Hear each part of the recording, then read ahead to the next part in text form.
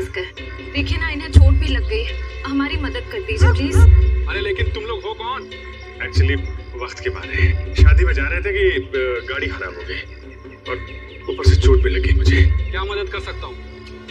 एक फोन करना था, मेरे मोबाइल की बैटरी चली गई, सुबह जल्दी में चार्ज नहीं कर पाया ना, इसलिए एक फोन प्लीज प्लीज। भाई साहब प्लीज हमारी मदद कर दीजिए, एक फोन करने दीजिए प्लीज। ठीक है, अंदर आ जाओ। Thank you. घर में फर्स्ट एड बॉक्स है क्या? थोड़ा पट्टी बांध देते तो। हाँ बैठिए, सब मिलेगा, बैठिए। Okay thank you.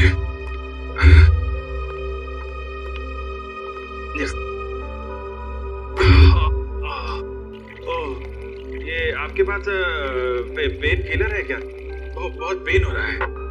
हाँ वो भी मिलेगा, लीजिए पहले आप पानी पीजिए। हाँ मैं अपना मोबाइल और फर्स्ट एड बॉक्स लेकर आता हूँ, ठीक है? या।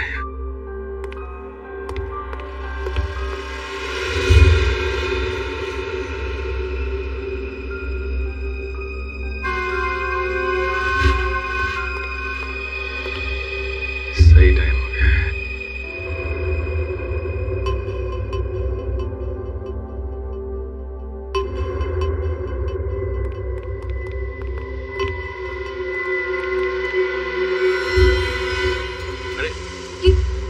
ये बंदूक क्यों? तुम लोग भी बड़े बेवकूफ हो, मदद मांगने हैं वो भी हमारे पास। कौन हो तुम लोग? लुटेरे, या तो फिर यूं कह लो कि खूनी। 2 खून तो हम कर चुके हैं और अब 2 और करेंगे, वो भी तुम्हारा। नहीं सर प्लीज, हमें मत मारिए प्लीज। ए चुपचाप गहने निकाल, सारे गहने निकाल। तुम बहुत गलत कर रहे हो। कौन हो तुम लोग? सीआईडी।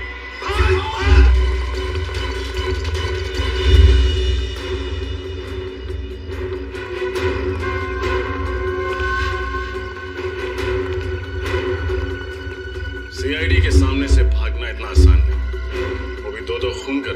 माफ कर दीजिए साहब, हमें साहब प्लीज साहब माफ कर दीजिए। माफी के लायक तुमने काम ही नहीं किया जो तुम्हें माफ कर दिया जाए। तुम तीनों के खिलाफ बहुत सारे सबूत है हमारे पास। लक्षिता और इंद्राणी का खून किया तुम लोगों ने। चलो टाइम पूरा हो गया तुम्हारा, निकलो।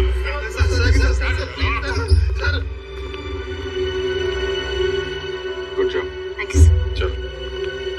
जैसे कि आप देख रहे हैं, हम फिलहाल सीआईडी ब्यूरो में हैं, वहाँ से लाइव रिपोर्टिंग कर रहे हैं। पहले की तरह इस बार भी सीआईडी ऑफिसरों ने खतरनाक लैंड माफिया, जी हाँ लेडी डॉन, लक्षिता और इंद्राणी के खूनियों को पकड़ लिया है। उन तीनों खूनियों का नाम है विशाल, शौनक और राहुल। आइए अब सुनते हैं एसीपी प्रद्युमन का क्या कहना है। लक्षिता और इंद्राणी, इन दोनों के खूनी पकड़े गए और उन्होंने अपना गुनाह कबूल भी किया है।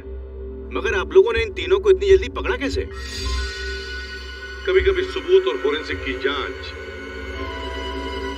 जब सही दिशा में हो तो खूनी को पकड़ने में ज्यादा देर नहीं लगती। सर ये तो बहुत हाई प्रोफाइल केस है, इसमें 2 माफिया डॉन्स का मर्डर हुआ है। क्या आपको किसी प्रकार का प्रेशर फेस करना पड़ा? हाँ कभी कभी प्रेशर तो होता ही है, मगर हमने सबूत भी ऐसे इकट्ठे किए कि उन्हें हम फांसी तक पहुंचा ही देंगे। और अगले हफ्ते हम अपनी चार्जशीट फाइल करेंगे और उसके बाद ही कोर्ट की कार्रवाई शुरू होगी। ठीक है, थैंक यू वेरी मच। अब जा सकते हैं।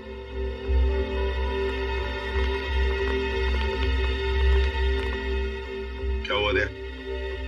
चुप क्यों? क्या परेशानी है? सर पता नहीं क्यों मेरा दिल नहीं मानता कि ये तीनों खूनी हैं। क्या? क्यों? सर फोरेंसिक रिपोर्ट और क्राइम सीन के इन्वेस्टिगेशन से तो यही साबित हुआ है कि खून उन तीनों ने ही किया है। तो सबसे बड़ी बात तो ये है सर कि उन तीनों ने अपना गुनाह कबूल कर लिया कि उन्होंने खून किए। दया सर, आपको कहीं ऐसा तो नहीं लगता ना कि हमने कहीं इन्वेस्टिगेशन में गलती की है या फिर कुछ नजरअंदाज किया? नहीं, वैसे तो हमारे इस डबल मर्डर की तहकीकात सही दिशा में जा रही है, हमेशा की तरह से। इस बार भी हमने सारे सबूत इकट्ठा कर लिए, पर पता नहीं क्यों मुझे कुछ सही नहीं लग रहा सर। जो दिख रहा है शायद वो है नहीं और जो है वो दिख नहीं रहा। आसान क्या बोल? शादी कर रहे हैं?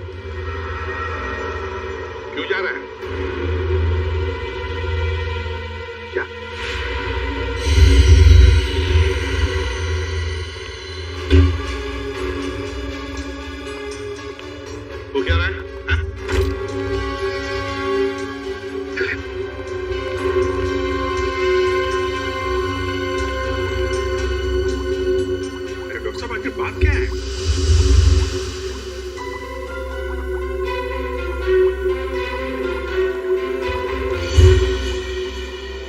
सर छुट्टी पर जा रहे हैं और वापस कब लौटेंगे कुछ नहीं पता।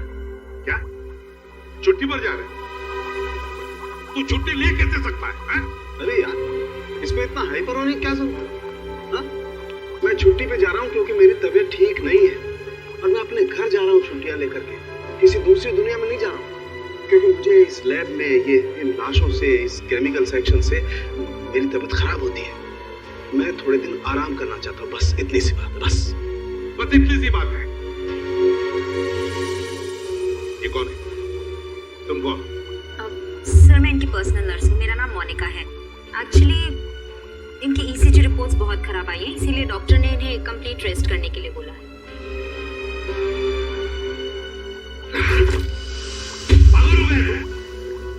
बता क्यों नहीं पहले तूने? क्या बताता? मुझे अब खुद पता चला तो मैं तुम्हें पहले क्या बताता? लेकिन सालू के साहब, तब तक फॉरेंसिक डिपार्टमेंट की जिम्मेदारी कौन संभालेगा?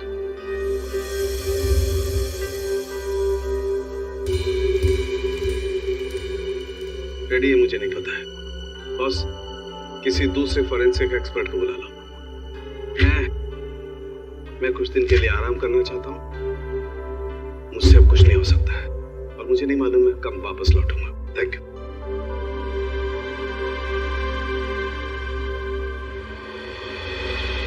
अच्छा हुआ आप लोग आ गए।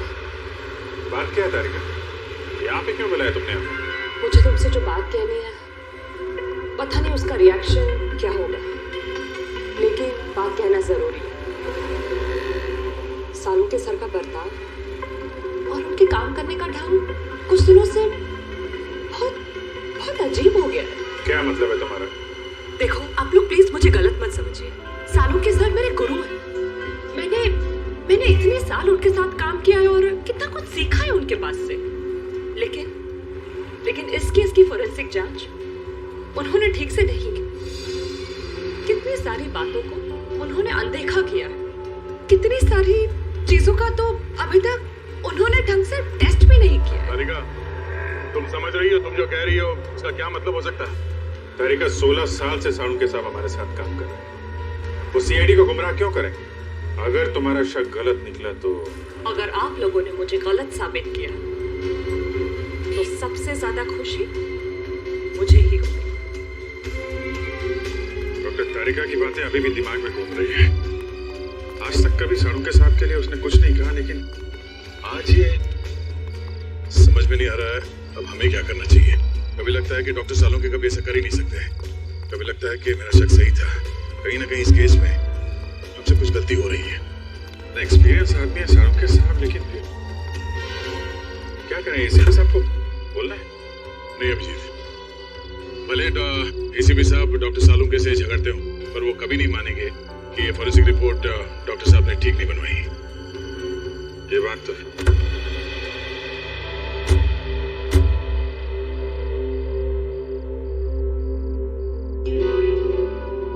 ये क्या है? मैं देख रहा हूं।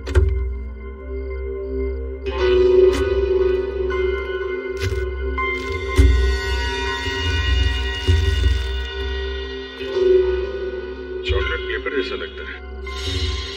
Chocolate paper? इतने प्यार से फोल्ड करके किसी ने वाइपर पे क्यों रखा?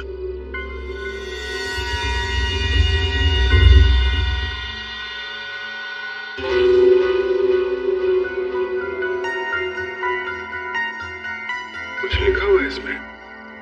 कहीं कोई मैसेज तो नहीं? हो सकता है, पर क्या है, पढ़ने में आ नहीं रहा। चले देखो।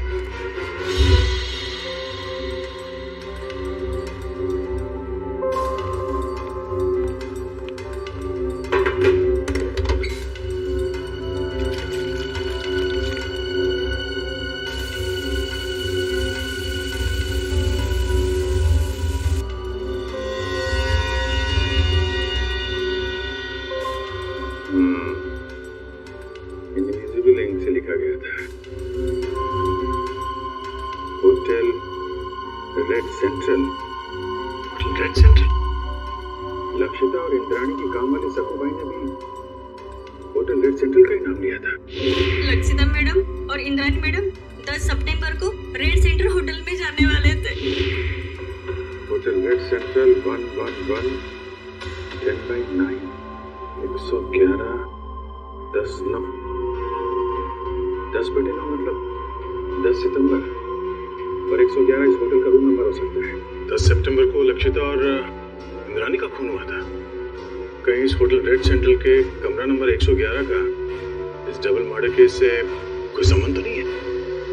हो सकता है दया, इसका पता लगाना पड़ेगा।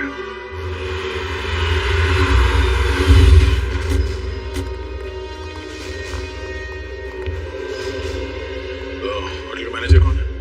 सर वो रहे। कैसा? 10 सितंबर को कमरा नंबर 111 में कौन ठहरा हुआ था? कोई नहीं, वहाँ कोई गेस्ट नहीं रुका। देख, झूठ मत बोल, समझा?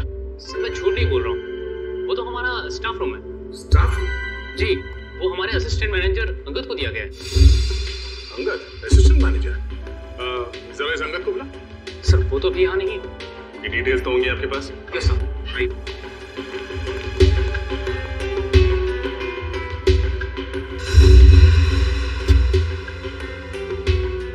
ये अंगद इस वक्त कहाँ होगा, कुछ मालूम है? नहीं सर, अंगद सर अचानक कहीं चले गए।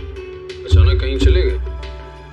हाँ सर, 10 तारीख को शाम को 6:30 से 7 के बीच वो रूम की चाबी लेकर बाहर निकला और आते ही बोला कि उसे मुंबई से बाहर जाना है, उसे कुछ दिनों के लिए छुट्टी चाहिए। और कहाँ गया ये बता के नहीं गया? नहीं सर, इनफैक्ट वो अपना सामान लेने अपने रूम में भी नहीं आया। और उस दिन से उनका कमरा खोला भी नहीं गया है। तो आप खोलिए, हमें कमरा नंबर 111 की तलाशी लेनी है। पूरी राहुल, विशाल और शौनक, इन तीनों के खिलाफ चार्जशीट फाइल करने से पहले सब कुछ अच्छी तरह से दोबारा चेक करो। फोरेंसिक रिपोर्ट, गवाहों के बयान और फिर उन तीनों की स्टेटमेंट भी, जिसमें उन्होंने कबूल किया कि ये खून उन्होंने ही किए। हाँ सर, मैंने सारे पेपर्स इकट्ठे कर लिए। देखा सर वो सर, दया का फोन आया था, थोड़ा लेट आ रहा है। कह रहा था कुछ जरूरी काम निपटाने उसे। अब इतनी बात समझ में नहीं आ रही है। आज इतने सालों से हम लोग एक साथ काम कर रहे हैं, लेकिन किसी भी इन्वेस्टिगेशन में दो राय नहीं हुई। मगर इसी केस में, पर्टिकुलरली इसी केस में, पता नहीं क्यों दया को यकीन क्यों नहीं होगा। सर, उसे लग रहा है कि तहकीकात में कुछ कमी रह गई है सर। क्यों ऐसे लग रहा है? सब कुछ तो ठीक ठाक है, सब कुछ ठीक ठाक है, समझ में नहीं आ रहा है क्यों। सारे ठोस सबूत है उनके खिलाफ, ठोस सबूत है उनके खिलाफ। जब इन दोनों की मौत हुई तुम कहाँ थे? साहब आगे नाके पे पान की दुकान है, मैं वही पान खाने गया था साहब। ड्यूटी छोड़कर पान की दुकान के चक्कर लगाते हो? सब मेरी गलती है साहब। मैं जब वापस लौटा तो देखा वो तीनों खूनी भाग रहे थे साहब। तुमने खूनियों को भागते हुए देखा? हाँ साहब, लक्षिता मैडम और इंद्रानी मैडम के दुश्मन थे साहब, उनके हाथ में बंदूक भी थी साहब। कौन है दुश्मन उनका? सर वो विशाल, शौनक और राहुल।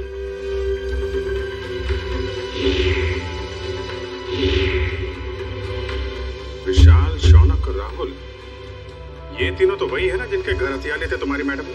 ठीक कहा सर आपने। मैंने तो कई बार इंद्राणी मैडम और लक्षिता मैडम को कहा था कि प्लीज आप अपना पर्सनल बॉडीगार्ड रख लीजिए, लेकिन नहीं सर, अब प्रॉपर्टी के काम में दुश्मनी तो होगी सर। हो सकता है, लेकिन फिर खून यहाँ पर कैसे है? हाँ सर, जब खूनी ने लक्षिता और इंद्राणी पे गोली चलाई तो वो लोग सोफे के आसपास बैठे हुए थे। तो खून वहाँ होना चाहिए था, खून यहाँ पे कैसे है? ठीक है ना, लेकिन ये भी हो सकता है कि उनको गोली मारने के बाद खूनी यहाँ से भाग रहे हों और कोई सीढ़ी पे लड़खड़ा के गिर गया, चोट लग गई और खून निकल आया। सही हो सकता है। पंकज, ये दीवार पे जितने भी बुलेट्स हैं सबको निकालो और फोरेंसिक लैब भेज दो। सर फिर तो बैलिस्टिक रिपोर्ट से पता चल जाएगा कि लक्षिता और इंद्रानी पे यही गोलियां चली थी। करेक्ट। और उंगलियों के निशान और खून की जांच से ये भी पता चल जाएगा कि वो खून विशाल, शौनक और राहुल में से किसका है। एक काम करो, जितने भी आई विटनेस है सबके स्टेटमेंट लो और तुषार से साइन करा लो। सचिन, सक्कू भाई को बुलवाओ, पूछताछ करो उससे। सचिन, विशाल, शौनक और राहुल तीनों की फोटोग्राफ सारे पुलिस स्टेशन में भेजो, सारे मोबाइल वैन और चेक नाके पे भी भेजो। तीनों बच के जाने नहीं चाहिए। सक्कू भाई, मैं तुमसे कुछ सवाल पूछूंगा, सब सच सच बताना। साहब, सक्कू भाई कभी झूठ नहीं बोलती। अच्छी बात है। आज तुमने लक्षिता मैडम और इंद्रानी मैडम के बर्ताव में कुछ अजीब पाया था? नहीं साहब। अच्छा, राहुल, शौनक और विशाल इन तीनों का तुम्हारे मैडम के साथ कभी कोई झगड़ा हुआ था? नहीं साहब, मैंने कभी कोई झगड़ा नहीं देखा। तुम्हारी दोनों मैडम यही रहती? नहीं साहब, शनिवार रविवार को आराम करने के लिए वो फार्म हाउस आ जाते थे और सोमवार को चले जाते थे साहब। और कुछ याद है तुम? हाँ साहब, लक्षिता मैडम और Indrani madam hotel red centre में जाने वाले थे। तुम्हें अच्छी तरह याद है कि वो होटल रेड सेंट्रल ही जाने वाले थे? हाँ साहब, मुझे पक्का याद है ना, मैडम ने खाना बनाने के लिए मुझे मना किया था। और हाँ साहब, वो किसी के साथ डिनर करने को जाने वाले थे, लेकिन वो गए नहीं गए मुझे कुछ भी नहीं पता है साहब। मैं वहां से भी चली गई। Hotel red central. इतने सारे सबूत मिले अभिजीत, उंगलियों के निशान, फिर वो गोलियां भी जिससे खून हुआ है, और फिर गवाहों के बयान भी। वही तो सर, उन तीनों के पास इंद्राणी और लक्षिता को मारने का कारण भी था, क्योंकि उन्होंने उन तीनों को बेघर किया था। यहाँ तक कि वॉचमैन ने भी उन्हें खून करके भागते हुए देखा था। और साड़ू के सामने ही बताया है, उन्हीं की गोलियों से मौत हुई है लक्षिता और इंद्राणी की। साळुंखे की रिपोर्ट कभी गलत नहीं होती, कभी गलत नहीं होती। लेकिन इस केस की फोरेंसिक जांच उन्होंने ठीक से नहीं की। कितनी सारी बातों को उन्होंने अनदेखा किया है, कितनी सारी चीजों का तो अभी तक उन्होंने ढंग से टेस्ट भी नहीं किया। हाँ सर, साड़ू साहब का काम तो एकदम पक्का होता ही है। पता नहीं क्यों अचानक उनकी तबीयत कैसे खराब हो गई।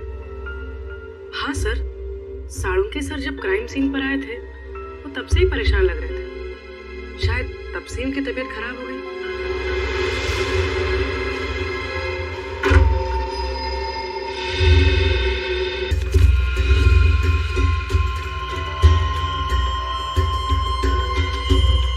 ये तो ब्लड सैंपल कलेक्ट करने की बोतल है।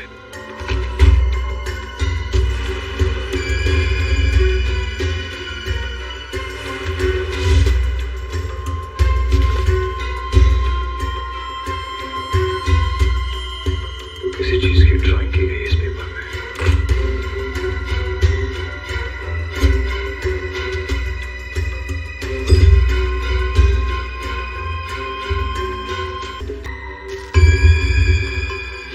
सर, ये देखिए सर, इस पेपर पे कुछ ड्राइंग बनाए गए हैं और ये ब्लड सैंपल की बोतल मिली है सर।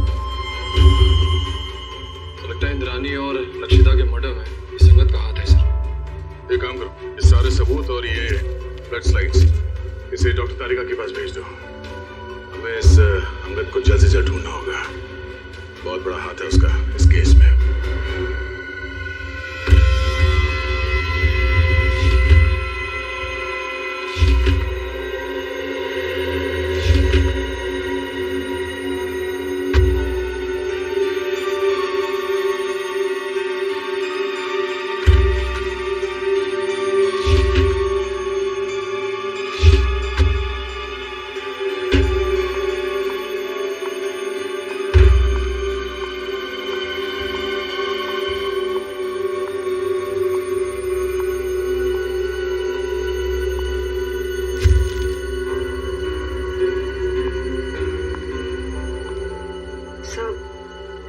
सचमुच जा रहे हैं?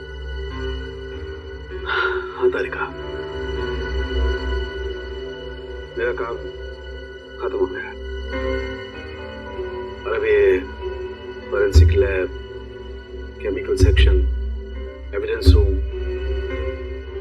इन सब की चाबी तुम संभालो। मैंने अपनी जरूरत के कुछ कागजात अपने साथ ले लिए। लेकिन सर, आप ये पेपर्स और फाइल्स क्यों लेकर जा रहे हैं? आपकी तबीयत खराब है इसलिए आपने छुट्टी लिया ना, आराम करने के लिए? या फिर घर पे भी काम करने का इरादा है? नहीं नहीं, ऐसी बात नहीं तारिका। देखो, यहाँ का काम तो तुम संभाल लोगी, लेकिन भाई अगर कभी मुझे लैब की याद आई तो इन फाइल्स को देख करके अपना मन बहला लो। सर, आप ऐसे क्यों बात कर रहे हैं? आप वापस लौटने वाले ना ठीक होकर? हाँ, यस, जरूर। एनीवे, तुम मेरी चिंता छोड़ो, यहाँ मन लगा के काम करना। देखो, अब तुम्हारी जिम्मेदारी ज्यादा बढ़ गई है। सर, अब हमें चलना चाहिए। आपके खाने का भी वक्त हो रहा है और फिर आपको दवाई भी तो देनी है ना।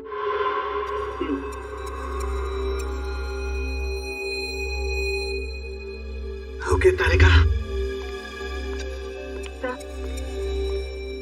सर अपना ख्याल रखिएगा और जल्दी से ठीक होकर वापस आइए। And you take care of yourself. चलिए।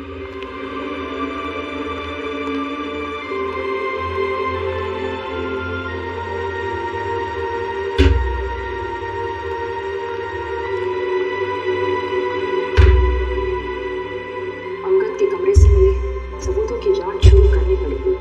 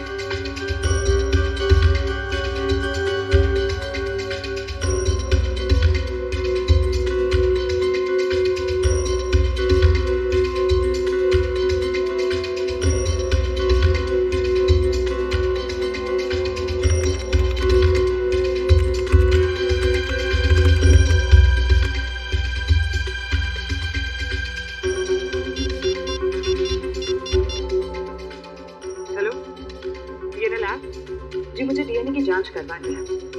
हाँ, स्लाइड और रेफरेंस फाइल दोनों भी रेडी है। डॉक्टर सालुंके एक्चुअली सालुंके साथ छुट्टी पे है और उनके जगह जो नए हेड ऑफ द डिपार्टमेंट आने वाले हैं उन्हें ज्वाइन करने में थोड़ा टाइम है, लेकिन मैं इस केस में बिल्कुल डिले नहीं कर सकती, इसलिए प्लीज़ आप रिपोर्ट जल्द से जल्द रेडी कर दीजिए। Okay, thank you very much.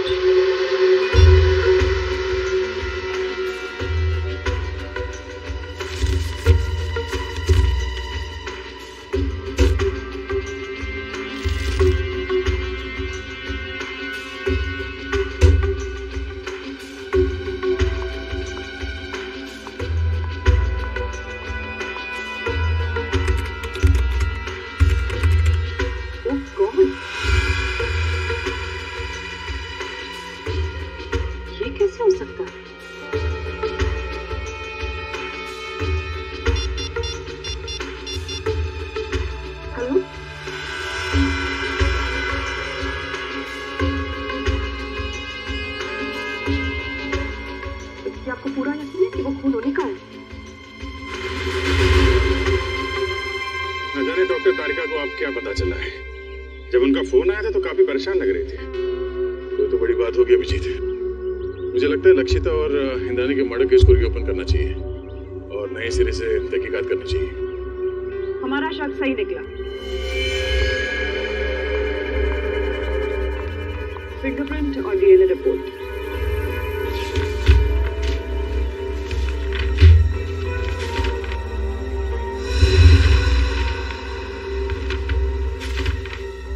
ये क्या? अंगद के कमरे से जो खून, बाल और फिंगरप्रिंट्स मिले थे वो शौनक, विशाल और राहुल से मैच हुए। कमाल है। शौनक, विशाल और राहुल के खून और फिंगरप्रिंट्स हमें क्राइम सीन पे भी मिले थे। लक्षिता के पनवेल वाले फार्म हाउस पे, जहाँ पे उनकी लाशें मिली थी हमें। ये बात तो मेरी भी समझ में नहीं आ रही। अगर विशाल, शौनक और राहुल ने उन दोनों औरतों को उनके पनवेल वाले फार्म हाउस में मारा है, तो फिर उनके बाल, खून और फिंगरप्रिंट्स होटल रेड सेंट्रल के किसी स्टाफ रूम में कैसे आ गए? सर, राहुल, विशाल और मैं, हम तीनों हमारे गैर कानूनी सौदे के लिए होटल रेड सेंट्रल जाया करते थे। लेकिन सर, मैं कसम खा के कहता हूँ कि हम तीनों अंगद से कभी नहीं मिले। सर, मुझे तो ये भी नहीं पता कि मेरे उंगलियों के निशान अंगद के कमरे में आए कैसे। अंगद को पहले कभी मिले नहीं थे। रेडी? अंगद का फोटो दिखाओ। अब फोटो को देखकर बताओ, क्या तुमने इस आदमी को पहले कभी देखा है? जानते हो इसे? ये अंगद है, असिस्टेंट मैनेजर था रेड सेंट्रल होटल का। नहीं सर, हो सकता है कि आते जाते देख लिया हो, लेकिन सर मेरी इससे कभी कोई बातचीत नहीं हुई सर। हो सकता है तुम्हारे साथी विशाल और राहुल अंगद को जानते हो? नहीं सर, मैं दावे समय के साथ कह सकता हूँ कि राहुल और विशाल भी अंगद के लिए अजनबी है। शौनक, इस छोटी सी बोतल में हमें तुम्हारा खून मिला था। मेरा खून? हाँ, ये भी अंगद के होटल के कमरे से मिला था हमें। तुम्हारा ये खून वहाँ अंगद के कमरे में कैसे आया? मुझे नहीं पता सर। क्या पिछले 8-10 दिन में तुम्हें कोई चोट लगी थी जिसके कारण बहुत ज्यादा खून बहा? नहीं सर, ऐसा तो कुछ भी नहीं हुआ। तो फिर तुम्हारा एक खून इस बोतल में कैसे आया? सर, कुछ दिन पहले मुझे एक एलर्जी अटैक आया था। उसका ब्लड टेस्ट कराने के लिए मैं हॉस्पिटल गया था। तो हो सकता है कि... कौन सा hospital? Sir, paradise health care hospital. Paradise health care hospital? हाँ सर। उस पैथोलॉजिस्ट का नाम बताया तुम्हें जिसने तुम्हारा खून लिया था? सर, नाम तो नहीं पता, लेकिन सर वो दिखने में थोड़ी सी सांवली थी, बाल उसके घुंघराले थे। सर वो हॉस्पिटल की जूनियर पैथोलॉजिस्ट थी सर। सर, मुझे तो लगता है कि शौनक और उसके साथियों ने ही लक्षिता और इंद्राणी का खून किया है और ये सब ड्रामा कर रहा है, नाटक कर रहा है। इसे ले जाओ, जाओ। चलो सर, जब से ये केस रीओपन हुआ है तब से और उलझता जा रहा है। पहले किसी ने मेरी गाड़ी में उस चॉकलेट के पेपर पे होटल रेड सेंटर लिखा और उसी होटल के कमरे से ये अंगद गायब हो गया और उसके कमरे में से इन तीनों के बाल, फिंगरप्रिंट्स और खून मिले। और सर और क्या?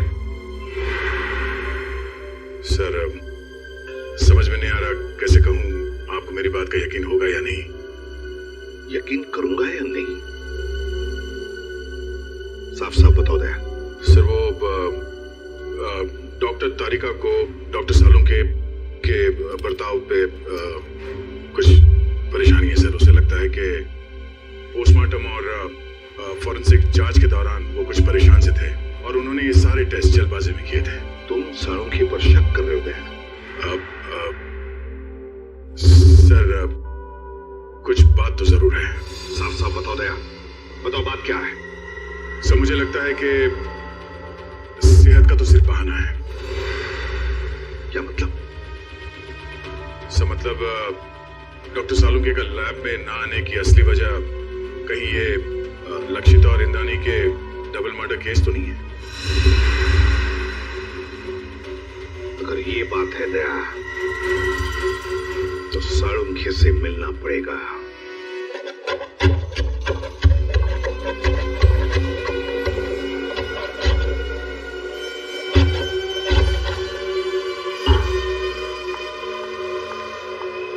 खाना काम कर रहा हूँ ना, देखने दे, रख दो, बाद में खाऊंगा। आप रुकिए, मैं देखती हूँ।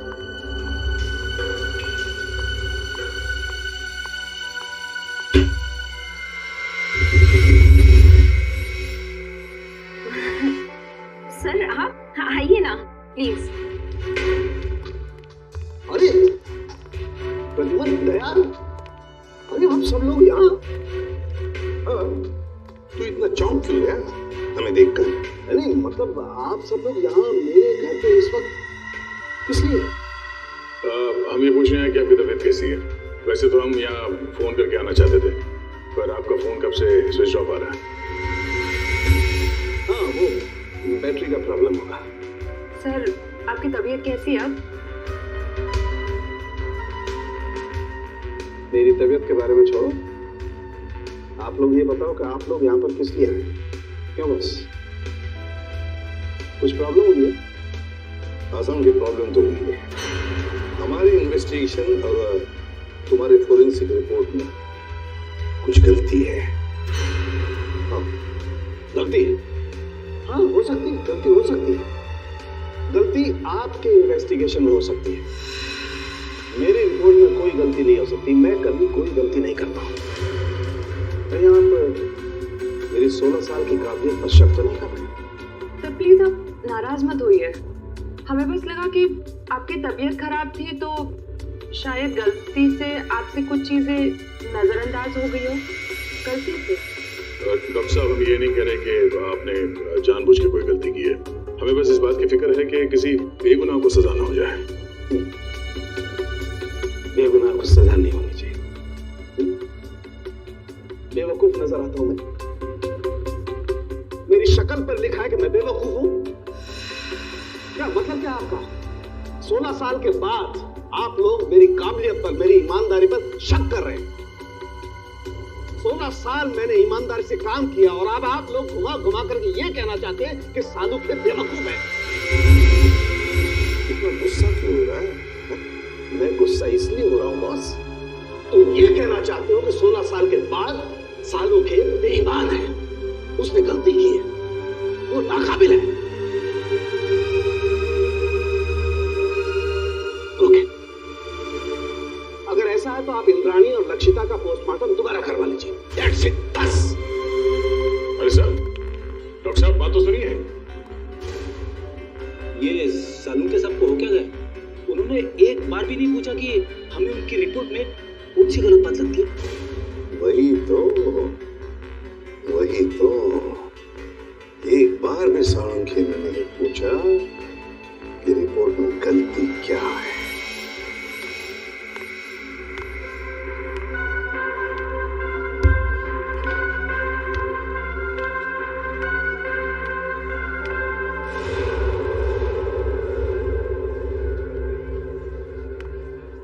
भाई साहब, ये स्लिप देखकर बताइए।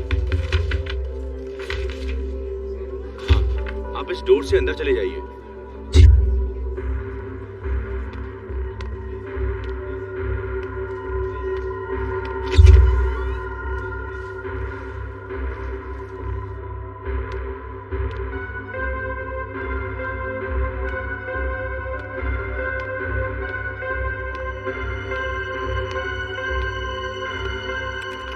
मैडम, ये आप उस कुर्सी पे बैठ जाइए। ठीक है।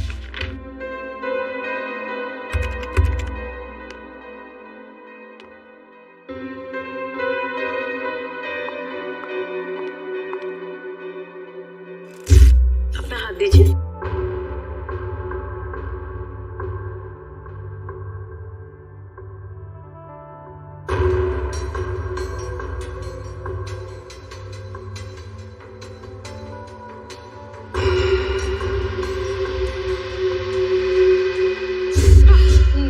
मुझे बहुत डर लग रहा है। घबराइए मत, आपको कुछ नहीं होगा। दीजिए।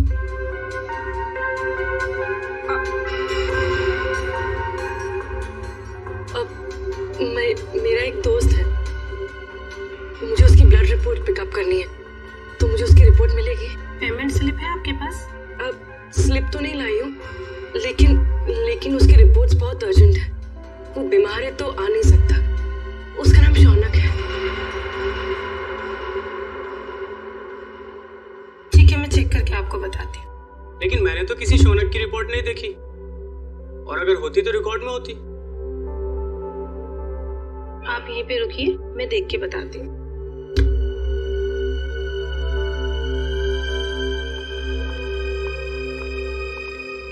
एक्सक्यूज मी, आप एक एक करके आइए। ये मेरे साथ है।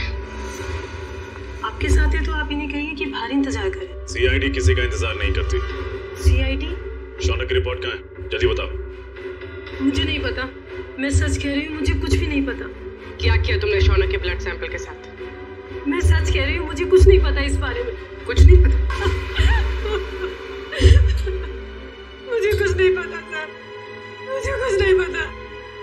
मैं सच कह रही हूँ, मुझे कुछ नहीं पता। हमें पता है, ये रहा वो ब्लड सैंपल। जब तुमने शौनक का ब्लड टेस्ट किया ही नहीं, तो उसकी रिपोर्ट कहां से बनती? अब बताओ, किसके कहने पे किया है तुमने ये सब? नाम बताओगी या एक और थप्पड़ खाना है? नहीं, अंगद नाम है उसका। अंगद? हाँ, वो मेरे कॉलेज का फ्रेंड है। उसी ने मुझे ये सब करने के लिए कहा था। ये अंगद है क्या? मुझे कुछ नहीं पता, मैं सच कह रही हूँ, मुझे कुछ नहीं पता। अंगद ने तुम्हें बताया था कि उसे शौनक का खून किस लिए चाहिए? नहीं, लेकिन मैंने उसे फोन पे बात करते हुए सुना था। वो किसी से कह रहा था कि गाड़ी मोड़ वाली बेकरी के पास ले आओ। मैंने दोस्त समझ के उसका काम कर दिया और बिल्कुल भी सीरियसली नहीं लिया। बाद में मुझे भी शक हुआ कि वो इस खून का कुछ गलत इस्तेमाल करने वाला है। मैं सच कह रही हूँ। अंगद ने शौनक के खून का इस्तेमाल तो किया, लेकिन क्यों? तारिका, राहुल, विशाल और शौनक, ये तीनों खूनी अंगद को जानते तक नहीं थे, फिर भी उनके उंगलियों के निशान उसके होटल के कमरे में मिले। इसका मतलब है फोरेंसिक इन्वेस्टिगेशन में कोई ना कोई गलती हुई है। बस दोबारा पोस्टमार्टम करना पड़ेगा। आप क्या कह रहे हैं सीपी सर? डॉक्टर सालुंखे ने तो बस गुस्से में दोबारा पोस्टमार्टम के बारे में कहा था, क्योंकि उन्हें लगा कि हम सब उन पर शक कर रहे हैं। शक की वजह है हमारे पास तारिका, शक की वजह है। बस पोस्टमार्टम करना पड़ेगा। लेकिन सर, डॉक्टर सालुंखे के बिना मेरा दोबारा पोस्टमार्टम करना सही होगा? तुम अकेली नहीं हो तारिका। दिल्ली ब्रांच से एक बहुत बड़े फॉरेंसिक एक्सपर्ट आ रहे हैं। जब तक डॉक्टर सालुंखे काम पर वापस नहीं आ जाते, doctor Sameer head of department की जिम्मेदारी संभालेंगे। मैं आ गया हूँ सर। आइए doctor Sameer, welcome. Thank you sir. Doctor Sameer, ये डॉक्टर तारिका। इस केस में आपको इनके साथ ही काम करना है। Hello doctor. Hello doctor Sameer, आपके बारे में मैंने बहुत सुना है। आपको तो जीनियस कहा जाता है। नो डॉक्टर तारिका, रियल जीनियस डॉक्टर सालुंखे हैं, जिनके साथ तुम इतने सालों से काम करती आई हो। ये तो मेरी खुशनसीबी है कि उनकी जगह मैं यहाँ कुछ दिन काम करूंगा। Sir, I am little confused. मेरी समझ में नहीं आ रहा है कि ये दोबारा पोस्टमार्टम की जरूरत क्यों। डॉक्टर समीर, ये फैसला क्यों किया, ये आपको पोस्टमार्टम करने पर ही पता चलेगा। ठीक है, फिर मैं अपना काम आज से ही शुरू करता हूँ प्लीज। बिकॉज दोबारा पोस्टमार्टम करना ज्यादा मुश्किल है, ज्यादा वक्त लगता है इसमें। Thank you sir. Nice meeting you. Can we doctor? Sir, Angad के कमरे में से हमें जो फटे हुए कागज के टुकड़े मिले थे, उन टुकड़ों को मैंने जोड़ दिया है। ये देखिए। ये तो एक कमरे का नक्शा है। कमरे के बीचों बीच एक सोफा है। लगता है सोफे पे दो लोग बैठे हैं और सामने टीवी देख रहे हैं। डिजाइन से तो वही लिविंग रूम लगता है जहाँ से हमें इंद्रानी और लक्षिता की लाशें मिली थी। हाँ सर, जिस वक्त उनकी मौत हुई थी उस वक्त कमरे में टीवी चल रहा था। सर, सोफे पे जो दो लोग बैठे, मुझे तो लगता है ये इंद्रानी और लक्षिता है। सर, मगर लक्षिता के घर के लिविंग रूम का नक्शा अंगद के घर में क्या कर रहा है? सर, कहीं ऐसा तो नहीं कि ये नक्शा अंगद ने बनाया हो? सर, लक्षिता और इंद्रानी, इन दोनों का खून 9 से 11 के बीच में हुआ था सर। और ये अंगद होटल के कमरे से 7 बजे निकल गया था। वही तो दया, इस अंगद को कैसे पता चला 7 बजे से पहले कि 9 और 11 बजे के बीच लक्षिता और इंद्रानी टीवी देखने वाले? और फिर इस कमरे का नक्शा वो भी अंगद के पास कैसे? लक्षिता के घर के कमरे का नक्शा। कुछ ना कुछ तो गड़बड़ जरूर है दया, कुछ ना कुछ तो गड़बड़ है।